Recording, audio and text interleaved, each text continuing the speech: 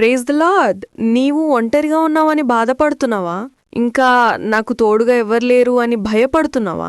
అయితే నీకు ఒంటరిగా ఉన్నట్లు అనిపించినప్పుడు ఎవ్వరూ నీ సమస్యలను అర్థం చేసుకోరు అన్నప్పుడు నీ దేవుడు అర్థం చేసుకుంటాడు. ఇప్పుడు మనం ఈ బైబుల్ వచనం మత్తయి 28:20లో చూస్తే, నేను మీకు ఏ ఏ సంగతులను ఆజ్ఞాపించితినో వాటినన్నిటినీ గైకొనవలనని వారికి బోధించుడి. ఇదిగో నేను యుగ సమాప్తి వరకు సదాకాలము మీతో కూడా ఉన్నానని వారితో చెప్పెను అని ఉంది కదా. ఈ వచనం చూస్తే దేవుడు అంటున్నాడు మీతో సదాకాలం ఉంటాను అని. మరి దేవుడే అలా నీతో ఉంటాను అని అన్నప్పుడు మరి నువ్వెందుకని బాధపడుతున్నావు? ఎందుకని భయపడుతున్నావు? సరే, అయితే ఇది విను. దేవుడు నీతోనే అంటున్నాడు.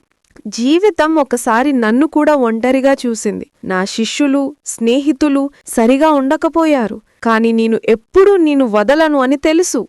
ఎవ్వరు నిన్ను వదిలినా నా హృదయం నీతోనే ఉంటుంది. నువ్వు ఒంటరిగా అనిపించినప్పటికీ నేను నీ పక్కనే ఉన్నాను అని అంటున్నాడు. అందుకే నీవు ఒంటరిగా ఉన్నట్టయినా నీ నిశ్శబ్దాన్ని దేవుడు వినగలడు. దేవుడు ప్రేమ ఎప్పుడూ నీకు దూరంగా లేదు. ఆయన నీ దగ్గరనే ఉన్నాడు. ఏం భయం లేకుండా, ఎవ్వరు లేరని అనుకోకుండా దేవుడు నాతో ఉన్నాడు అని, నేను ఒంటరిని కాదు అని సంతోషంగా దేవుని దగ్గరికి రండి. God bless you. Have a nice day.